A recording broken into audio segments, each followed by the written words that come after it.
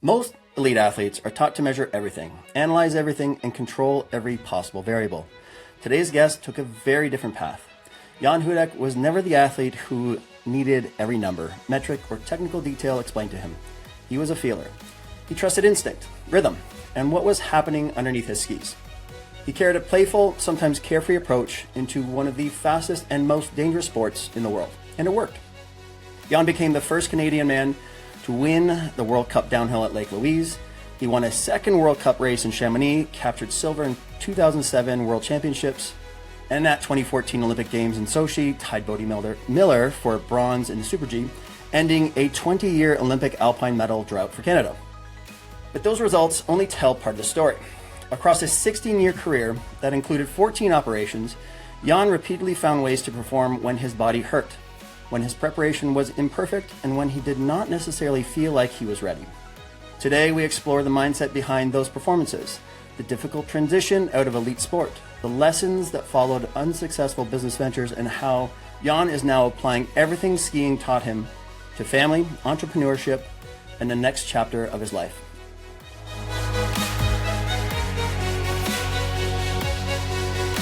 Circumstances, I battled with fear a lot, like crazy. And so for me to risk like everything on a training run was psychologically sometimes tough to get over. So I want to talk about a little bit of the injuries. So you had 14 surgeries. Were those all on the knee? I mean, you had a disc injury. Yeah, I had more surgeries than that, but I don't count the other ones. Always with that little fire inside that I believed that I just believed that I was supposed to be there, and did the little steps, and then all of a sudden you're on the provincial team, all of a sudden you're on the junior team, all of a sudden you're on the national team.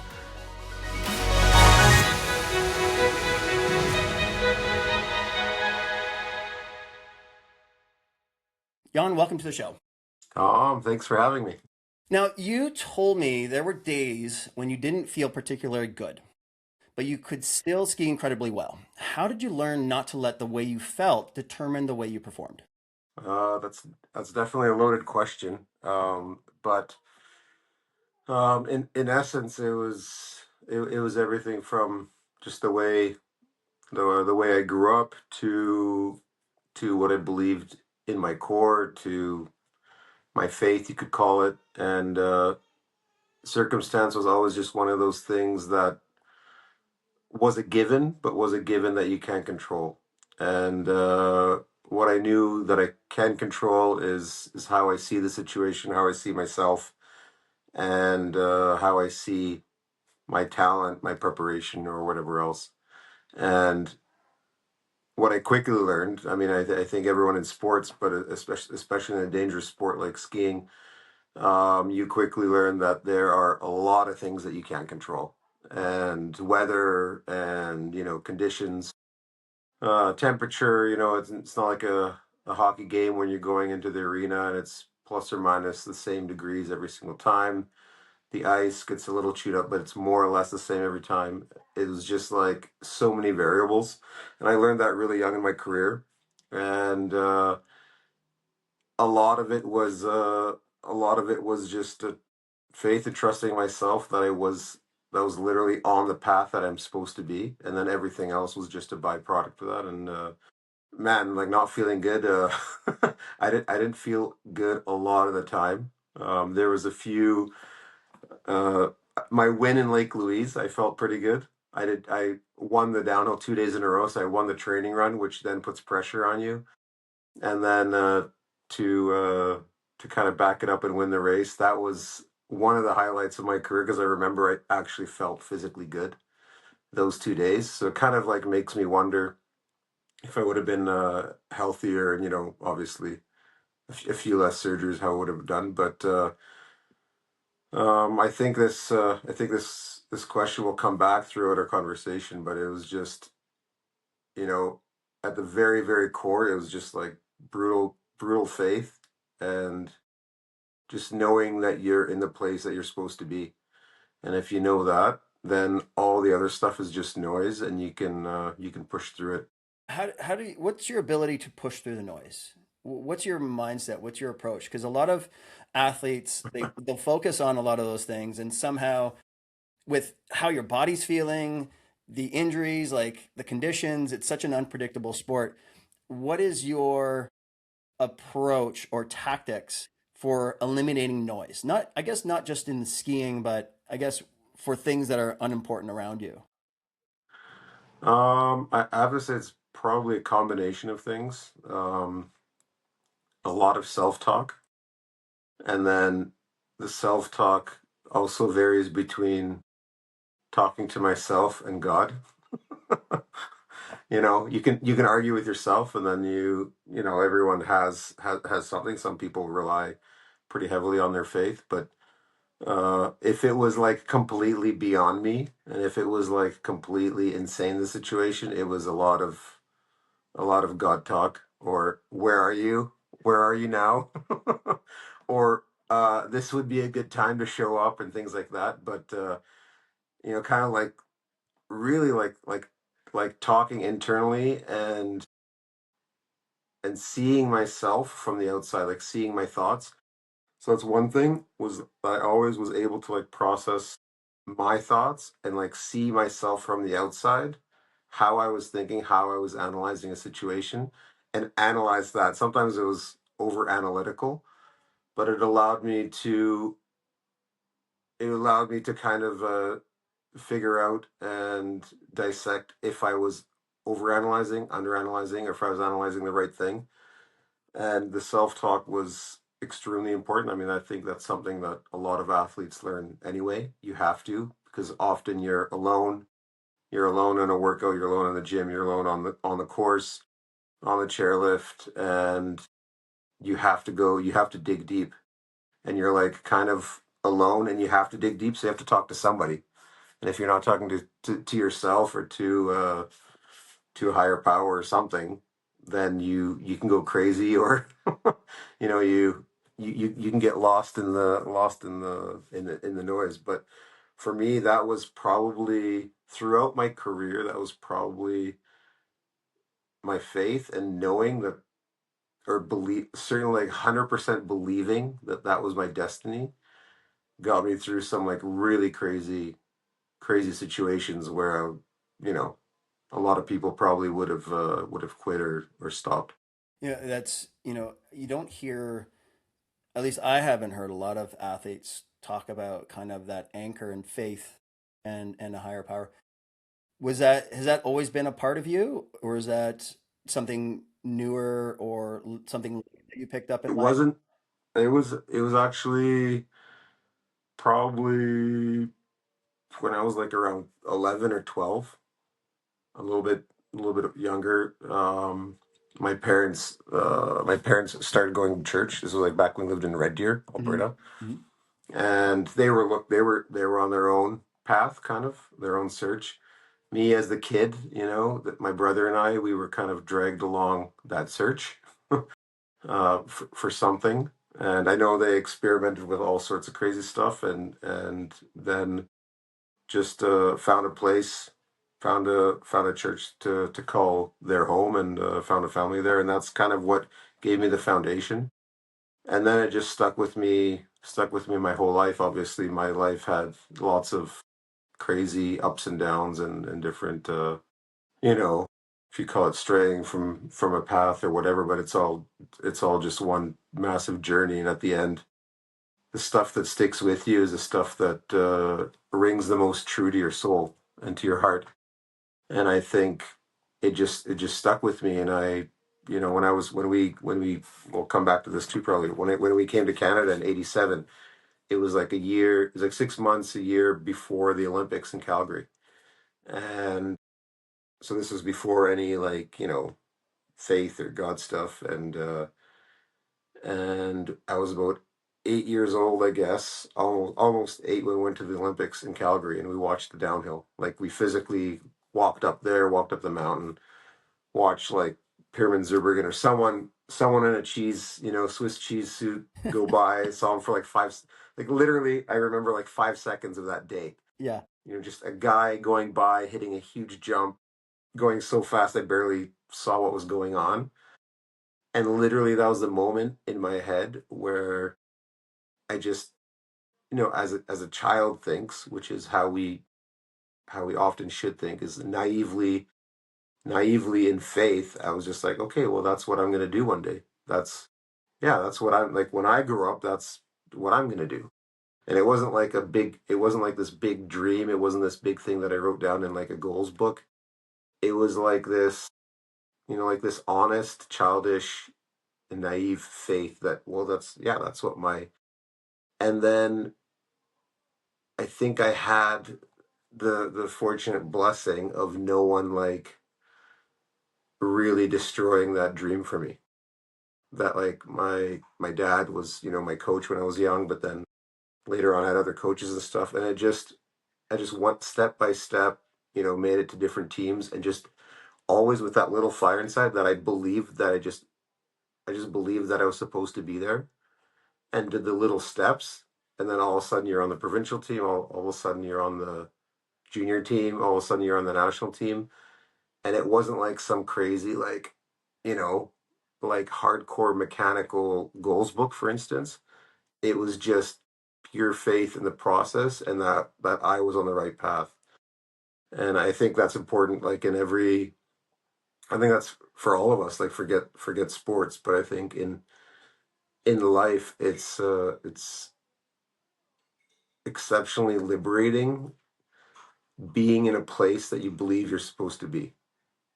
It opens like, first of all, it takes fear away, because but my mom always used to say fear and faith can't operate in the same space, Ooh, or they can't take up the same space at the same time. right.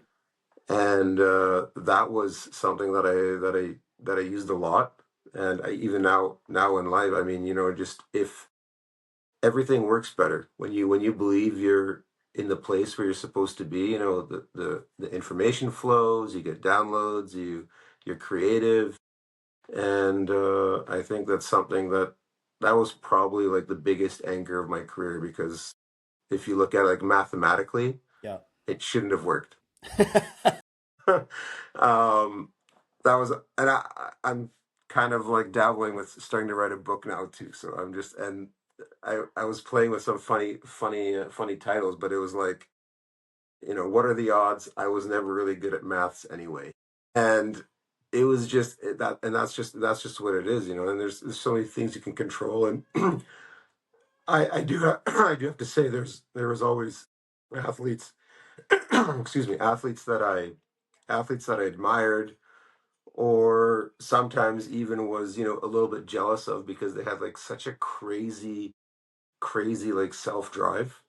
Like they wouldn't have to see a coach in 20 years, and they would get up every morning at 5 and do the reps, and just be like the mechanical bull, and just go go go, and really wring out all their talent. I probably frustrated a lot of coaches with that side of me, that I wasn't like just self motivated. Once I was doing it, I was extremely focused. Like, everyone thinks I was, lazy and goofing around.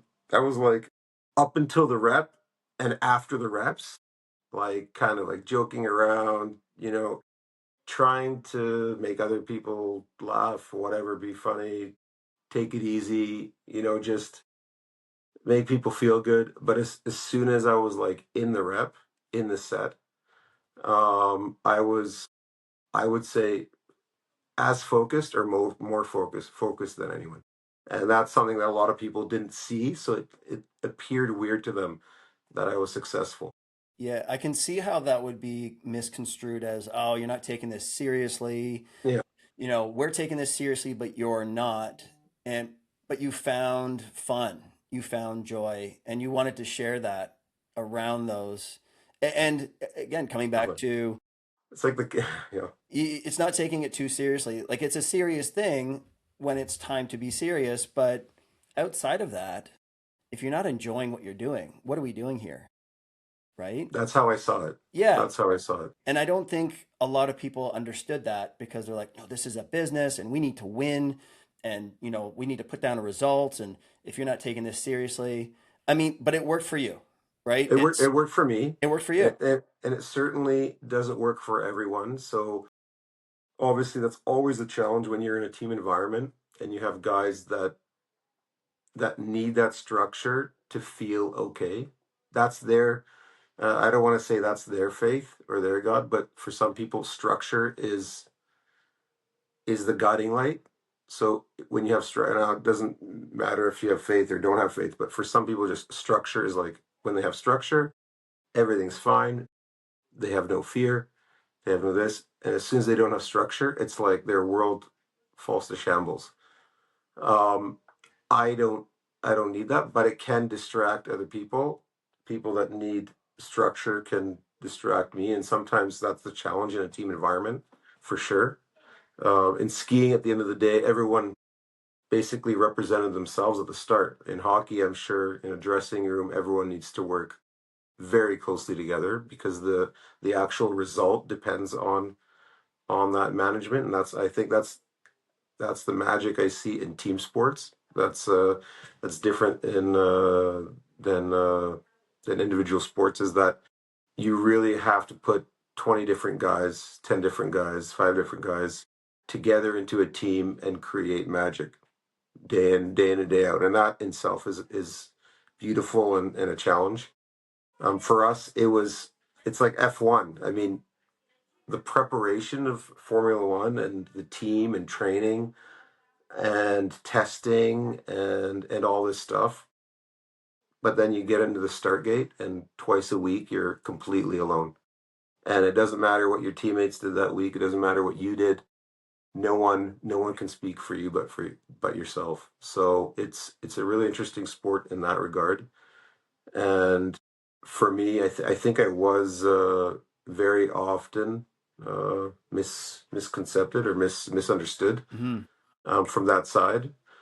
But there were a few coaches that were more like feelers, and that's the other thing. You go through coaches. I mean, same in hockey or in any other sport. You go through phases of coaches.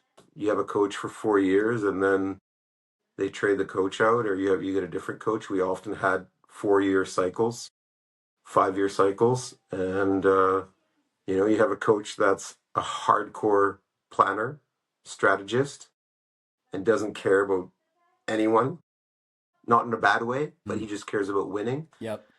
And the results come, but some people get left by the wayside. We had that on our team. Like just some personalities get destroyed and can't handle it and just can't live in that environment.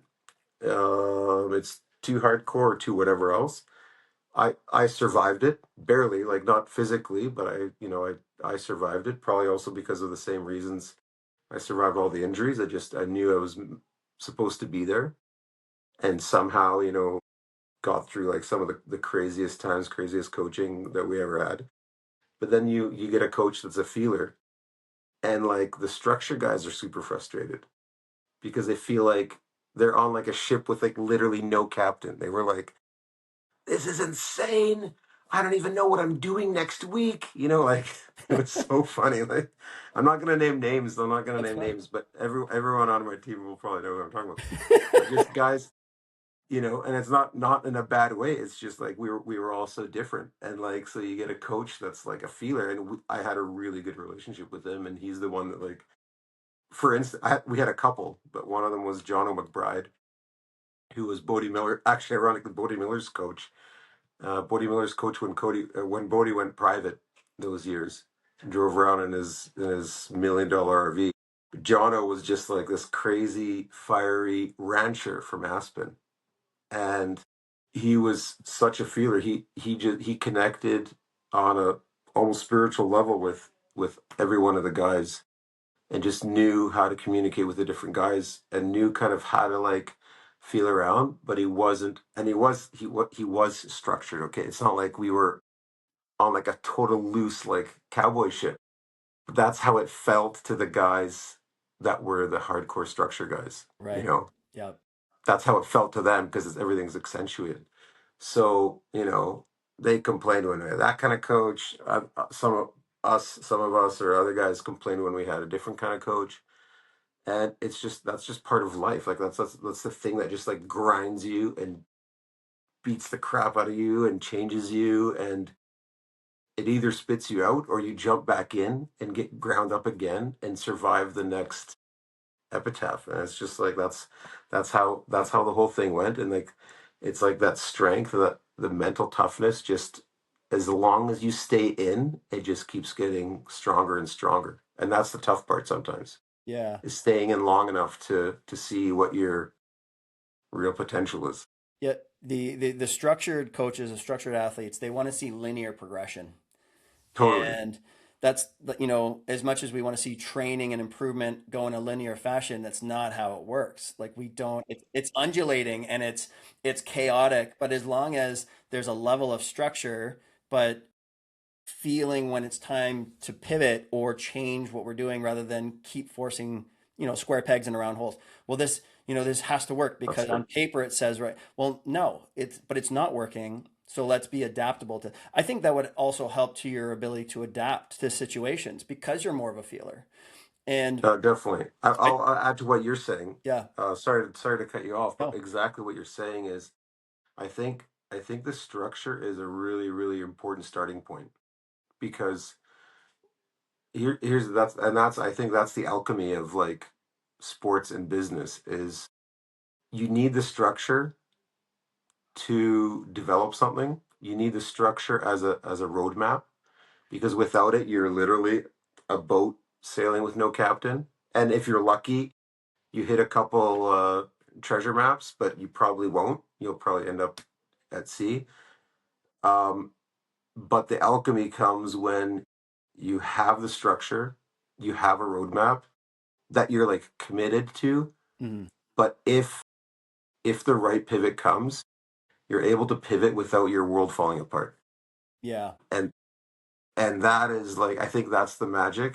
And I was maybe a little bit more towards the pivot side, but I also respected the structure enough to know that it was important yeah, for the for the plan. yeah. I try and explain to everyone I work with. I said, look, feeling is faster than thinking. You can talk about kind of the dichotomy of left brain, right brain, and the intuitive left side of the brain. They're not literally left and right.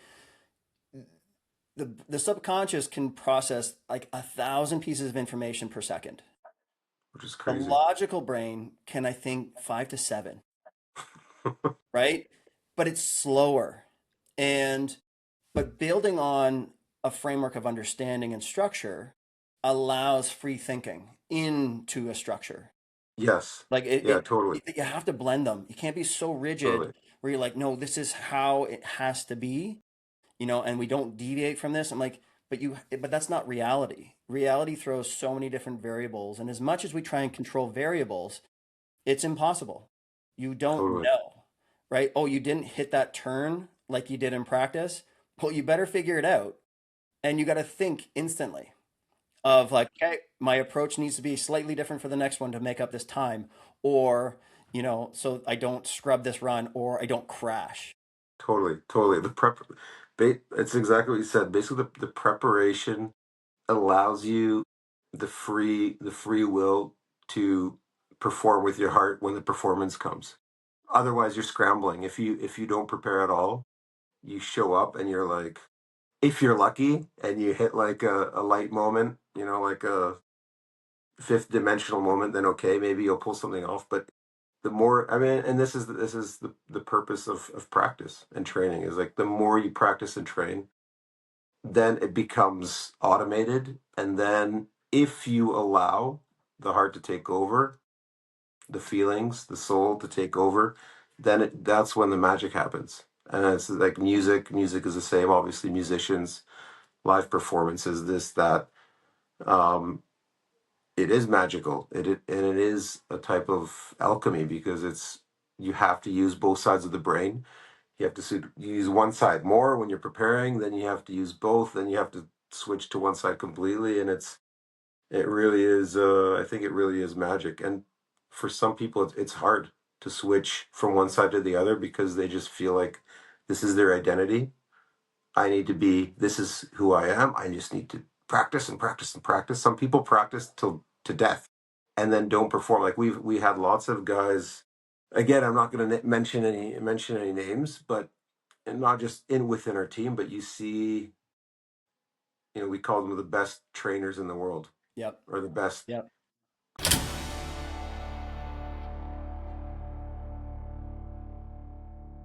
I want to take a quick break from today's episode to share something I believe every rehab and performance professional should know about. For years, I saw too many clients go through the same cycle: short-term fixes, temporary relief, and then the same issues coming back again. That's why I built the Advanced Movement Therapist certification. It's not just another course, it's a system that helps you identify the real cause of a client's pain, give them results that actually last, and stand out in a crowded industry.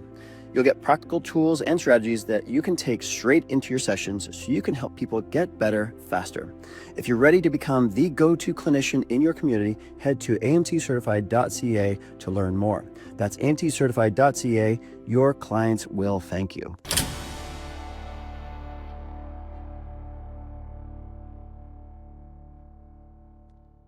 Like we had kids that were so talented, like so crazy talented at skiing and training, and every training session they were just like immaculate, and we were all scared of them.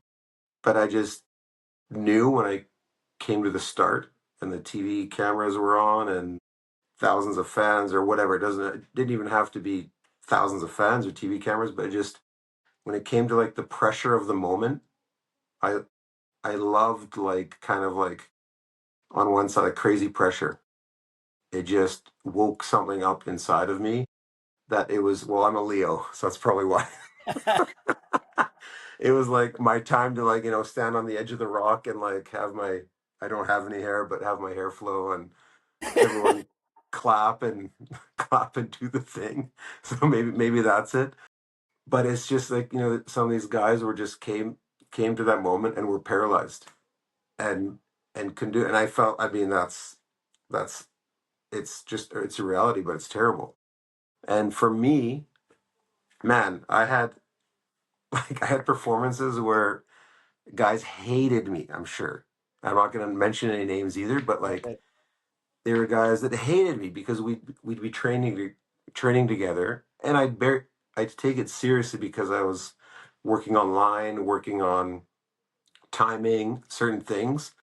But if my time from top to bottom wasn't like the fastest, there was days where I did care, and that I was like pushing hard, but I wasn't always pushing to be the fastest in training. Like I literally didn't care. And I'd be like a second and a half out in training. Or the thing that pissed off my coaches the most out of anything in the entire planet was me not going fast in training run, like actual training runs in the World Cup. Like they thought I was completely insane, completely out to lunch, and they were like, "How can you even be close on a race day if you're like 3 seconds?" And I'm not talking about 3 seconds out. Like some days, first training round, I'd be like 6 seconds out, which is like, which is, if you know anything about skiing, that's like two eons. It's not, you're not even in the same dimension Yeah. as the other guys. Like you probably grab a tourist from the side and he'll be almost as close. Or just send And your it physio was, down with the bag. and or the physio with 20 jackets and pants that weighs like, 50 kilos exactly. And it was like, like half of it was, we talked about fear of faith because of like all my injuries and like circumstances. I battled with fear a lot, like crazy. And there was, so for me to risk like everything on a training run was psychologically sometimes tough to get over. Um, so I'd kind of take it easy. But if you take it easy in an elite sport, you get destroyed because the gap gets so big.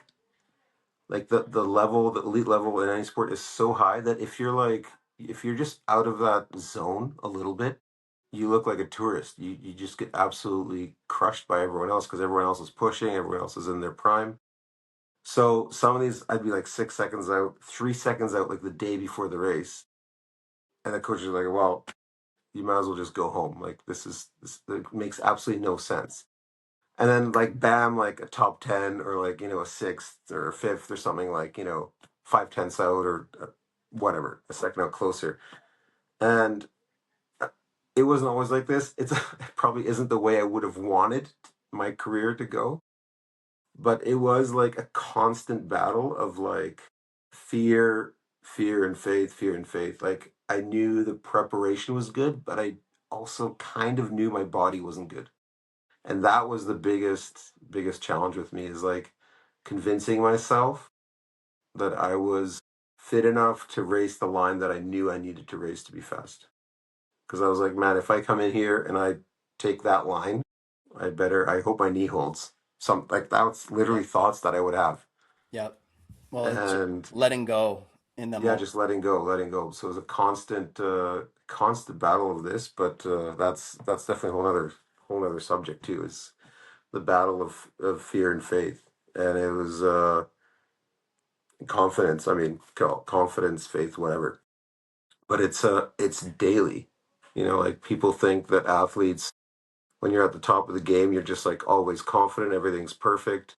Man, you're like you need to beat the fear horse like all day. Like little things come into your mind. Maybe some more than less, or some people less, some people more. But like, man, we'd be on the course inspection, and where you go down the course, do the couple gates, first few gates, and then you like stop, pull over a little bit, close your eyes. You see it on Yep. TV, guys are doing this, like a Yep. racetrack, like a car track. You're visualizing it, and I'm like I literally have my eyes closed, and I'm like visualizing, and in the visualization, I take that tight line, and I explode, like in the visualization. So imagine you're at a World Cup. I'm like in Yep. Wengen, which is like the longest The race. It's long. like 2.5 minutes. It's Yeah. brutal. Physically on the body, it's brutal. Psychologically, it's brutal. There's a lot to remember. Um, just everything about it. Like 50,000 people. It's a huge show, and I'm like a third of the way down inspection, and I've crashed like 4 times in my mind. How crazy is that? I was like, does anyone else have this? Like, is this just me? And so I'm like crashing in my mind in the visualization, just because it was the crashes and the knee injuries were so deeply rooted, that I was like, this is insane. But I was like, F you, subconscious, get out of here. This is, like, and like re-skiing it, re-skiing it, re-skiing, like re-skiing it till I had it, Right. and then re-skiing it again to make sure I had it. And then that's like so my course inspections were pretty stressful. It was just like what was going on in my mind. Like people probably have no idea. I don't know what other guys are going through in their mind. If it's just like, yeah, I'll zip through here. I'll do this 50-meter jump, land on this pure ice of 55 degrees, go into that compression at 130 kilometers an hour. Yeah, yeah, everything's good, and just go down. Like And you're like, my I'm crashing here, and then I'm crashing yeah, here. yeah, yeah.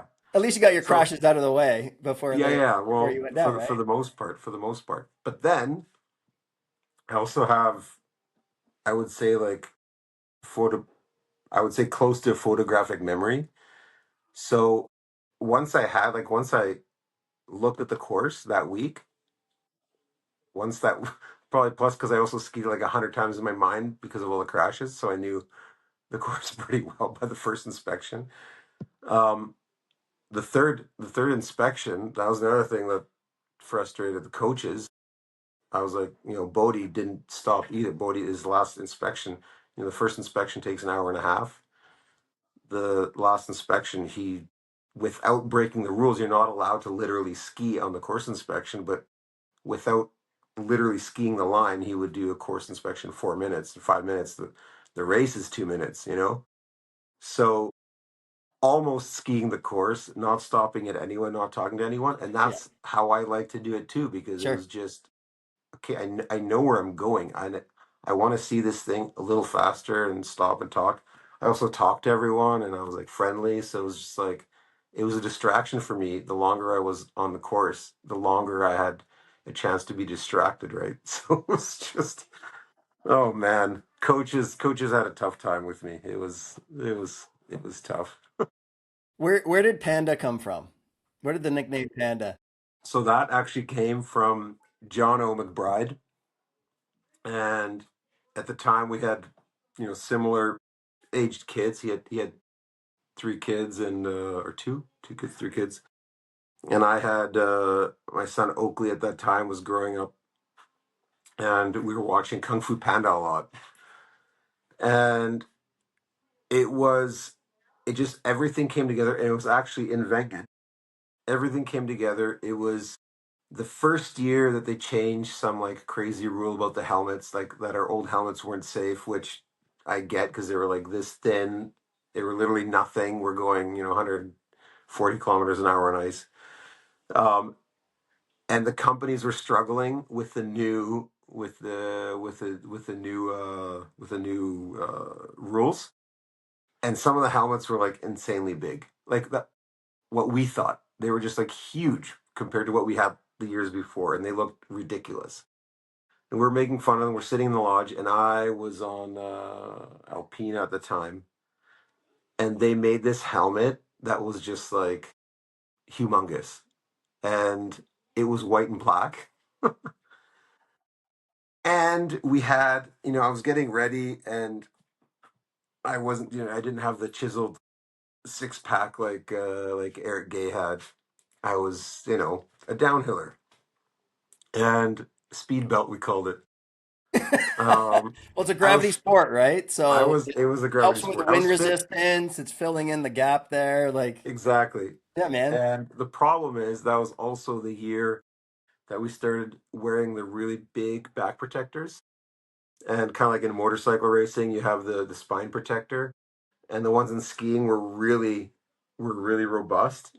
And just that in combination isn't very flat. Like you put that thing on, and that that huge ass that you work on to get in the summer ass that you get in the gym, from all the squats, that literally just goes away. You look Yeah, like you have like no ass. it's like a It turtle makes standing up on a skis. turtle. It's a turtle You standing look like up. a turtle.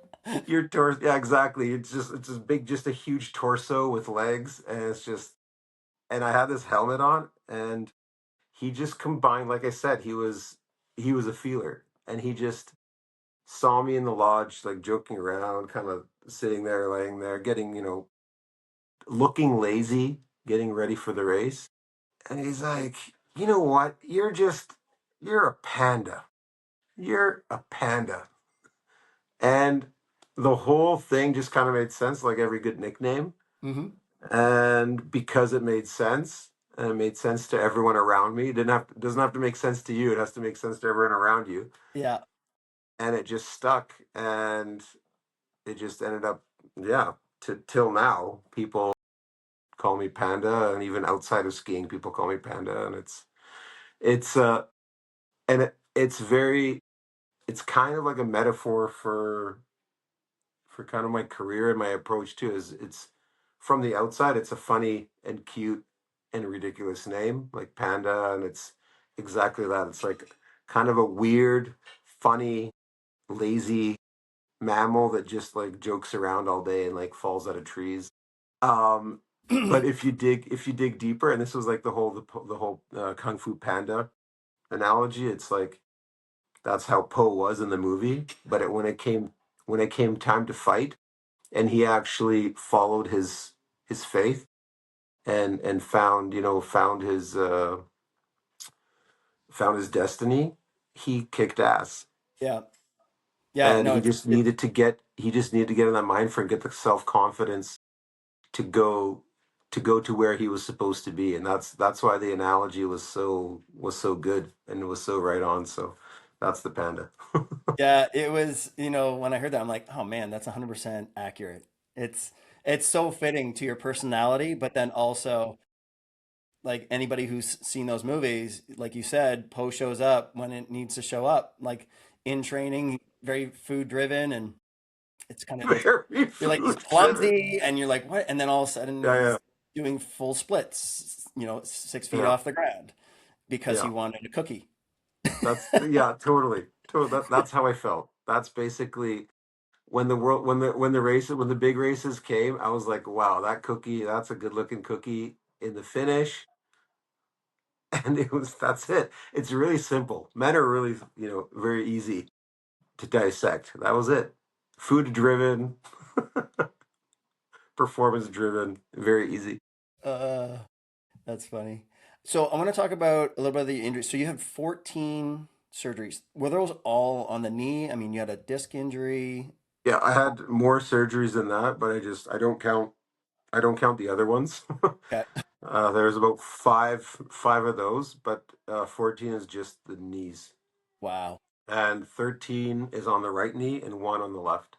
So I have one full ACL, you know, and meniscus reconstruction on the left knee, which that one was, they call it also a double bundle allograft. So I had this was a Bob Litchfield. Actually, no, was it Bob? The last one? I think it was still with Bob Litchfield in London, Ontario. Yep. Dr. He did Bob. a lot of my surgeries. Yep. Like I would fly from Europe, land in London, Ontario, and he would like literally pick me up at the airport, or one of his guys would pick me up, or Frenchie, who now is the head of surgery in Calgary, Dr. French Fry, as my son calls him, Stephen French. So kudos to those guys. I had so very fortunate to have really good surgeons around us and doctors and physios. Like, well, you know that. Like, I'll go back to the question, but it's like that is like faith is one thing, Yeah. but like the thing that holds the entire thing together, which is crazy because we didn't have it like 25 years ago. No one thought about physio training. If like that, like massage and like a little bit of this, but it wasn't well 20. Maybe I'm aging myself. 25, like 30 years ago, 40 years ago, right? Dang, we're old. Okay, Yeah. but it's it's fairly fairly new as far as in the world of physical performance, and it's such a crazy foundation of high level anything, to even to allow people to do what they do. And that was the one thing that just uh allowed me to survive 14 surgeries. Otherwise, there's no way. Like most people can't do one surgery, two surgeries. I was so for me, like that was I always felt really fortunate. And that was another thing, like gratitude for every little thing, but I was always felt really grateful for the access that we had. Like I'd get surgery and then I'd go to physio like as a work, like Yeah. that was my job. Yeah. I I remember. wasn't I getting remember. paid very Yeah. much to go to physio. Like that's the difference between us and soccer players or like hockey players. You're not on salary, which that's a whole nother podcast probably. Um, but being able to go to physio like 5 days a week for like 2, 3 hours a day. I mean, I no wonder remember you you. can like overcome crazy stuff. It's Yeah. I remember insane you to being have that there. kind of. I remember you being going into the clinic with Kent for you'd be there at 8, 9 in the morning. He'd work on you. You'd be in strengthening. Calm it down. Take a break. Back in at noon. Right. Do it again. Take a break. Come back in at 3. Like that. It It was your full was time job. it was, and unfortunately, Kent's too. you, yeah. You kept him busy in the clinic. That's for Oh sure. man, Kent. Now, thank God, he's now got his cushy job with the Hockey Canada, and he's with the Flames. So I'm like, man, you paid your dues, buddy. You deserve it. He spent like 7 years straight with me, and we once did an interview for a Calgary news station, and it was hilarious that we had our kids at a swing set just behind his house. We looked like a married couple. We joked about it because the way it was such a funny interview, and it was the way they filmed, the way they shot us, like playing with the kids in the park. We just looked, so it made the whole scenario even more funny that we spent so much time together. It was just like, never forget that to this day, poor guy. But now he's paid his dues. Now he's got his good job with a professional team, and that's funny. But like you said, we spent so many hours together, and it's just, and that's like sometimes a little bit the unsung heroes, like, massage therapy, physio, like strength and conditioning, like this kind of stuff. It's you guys. That's the thing. You guys are like on the hill all day. Then you get off the hill, and your Yeah. job starts. And like some physios are working till like 9 at night. Some prima donnas knock on your door at like 9:30. Oh, can we do physio? 9:45. So and it's like it's a race week, so you're like, ah, okay, okay. Or unless you don't put your foot down, you're doing like, well, it's not even a 12 hour, it's like 18-hour days, Yeah. 14-hour For days sure. sometimes, and it's crazy. People don't understand how important it is, but how much work goes into like just coddling one athlete and getting that little thing over the finish line. It's incredible. I make light of it, but it's so, yeah, the unsung heroes, Yeah. physios on the hill doing timing. It's like a -30. Here's a pen and paper. You write times down. You're like, what? In 6 hours, my hands are frozen. In 6 hours, I gotta like work on someone. Yeah. You're like Yeah. writing times sitting down, which is like the worst thing you can do when it's like -30 Just for yeah. 4 hours on the hill. Oh my God. When Carrying I all when that, I like you said, carrying all the jackets. oh God. Oh my When I took that job, I had no God. idea. You I had had no no idea. idea. I was like up at 5 in the morning setting courses in the dark. I'm like, what am I doing? Oh, those were the planners. You were with the planner coaches. Yeah. And then I'm at the top all day. The coaches and the skiers are doing their loops, and I'm up at the top because I can't leave because I can't be, but I'm starting coach, right? Got to control the start, radio down. And then, all right, see you guys later. I'll see you in like 20, 30 minutes. We're on a glacier in Yeah, on a Farnham. glacier. The Oh turnaround my is like an God. hour. Oh my God.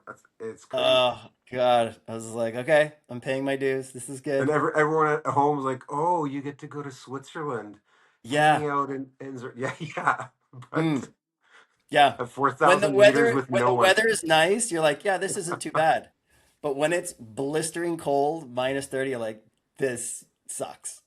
the ride up in the morning in a tram with 50 sweaty tourists, Yep. or Oh 100 man.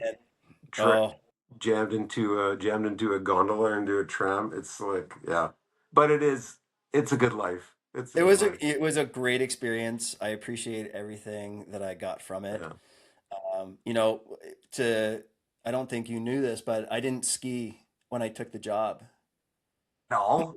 No. What? I That's I fake. I, I See, snowboarded. I was that's a fake. snowboarder. Ah, okay, okay. Right? So I skied until I was 12 years old, but I was not great. Um, you know, and then once I found snowboarding, I'm like, I'm never going back to skiing. And then when I've never done Kent skiing. and Ellis and Chris interviewed me, they're like, yeah, you're gonna need to ski. I'm like, okay, because they're like, well, some courses in Europe won't allow snowboards, and I'm like, okay, and they're like, well, and you got to carry stuff down. I'm like, okay. So It's my like, and yeah, so my first time on skis in 20 years was at Farnham in the what? spring. Yep, on a glacier. Crazy. And On I a had my remote glacier. oh God. And all the guys were just like, "Come on, we want to see you go down. We want to see you eat shit." I was like, "Oh." So Craig, one of the strength coaches, he's like, "Just follow me down." I was like, if you can put a line, I'll follow you." And but every day I'd get a little bit better, right? I'm like figuring out how to keep the Yeah, skis together more, get out of the back seat because yeah. like you're quiet when you're skiing in the back seat, it's terrible. And and then we went to Chile, so I got more, and I would just listen to Peter. Crazy. I would listen to Peter. on how he would yell at the guys. He's like, "You're skiing so shitty. You need to move your hip." So I would listen to what he's doing and then I would apply it. And I'm like, "Oh, I see. I can feel what he's talking about, how you roll in the skis and you let the edges and you shift your weight." And then by the time we got to Lake Louise, now I have to ski down with 100 pounds on my back of jackets and pants, Yeah, and then my physio bag so on the front. crazy. And what scared the crap out of me the most was at Lake Louise at the start, you have to go through the start on injected ice Yeah, before yeah. you get off It's the course. And I'm like, I am not falling on this course in the middle of cameras. And that was my whole fear. I'm like, I am not falling on a course uh, this entire career. And every day I would time myself how much faster I could get down to the bottom of Lake Louise. And I was there for NORAMs and the World Cup. So it was like crazy. 10 days. So every I day I timed myself. But man, I bet you, I Peter. couldn't feel my legs. Oh, dude, it's I totally respect you guys because that was like the only safe way to go down ice is straight. Right. Yeah. Like with crappy skis and like a huge backpack, that is like that's crazy to us.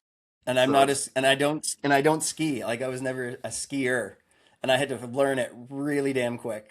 good job, Faith, man. I bet you, Yeah. Peter. I bet you, Peter Reberg doesn't know he secretly taught you how to ski. No, he Maybe didn't. I would listen to him berate the athletes, and I'm like, I don't want to get yelled at. he And was I'm he not was gonna also my try to. coach at one point. He was yeah. Yeah, I know. Do you see this? He had so many hilarious one-liners like we would use over and over. It's like we'd be at the bottom, standing at the bottom after training Yeah. in the lift lineup. Do you Mhm. see this lineup? Do you see this lineup? Pick anyone. Pick anyone. And pick someone. They could ski it better than you. start start building a snowman. Yeah. See the snowman? I'm gonna build a snowman. This snowman can ski that better than you. I was like, at some point you just stop taking him seriously and you kind of like, Yeah. like, okay, Peter, it's fine. But oh One, man, good one of our good favorite memories. ones. Good memories. Move your damn it hip. Yeah. You damn it. The challenge, the lost in translation challenge, mixing up all the words. Oh my god. That is hilarious. Yeah, he was a beauty, but he had a good heart and he wanted the best for the athletes, even if it came off. Yeah, But you took it with a grain of salt. You're like, he's passionate because he cares and he wants to see the best yeah, for yeah, for sure. so.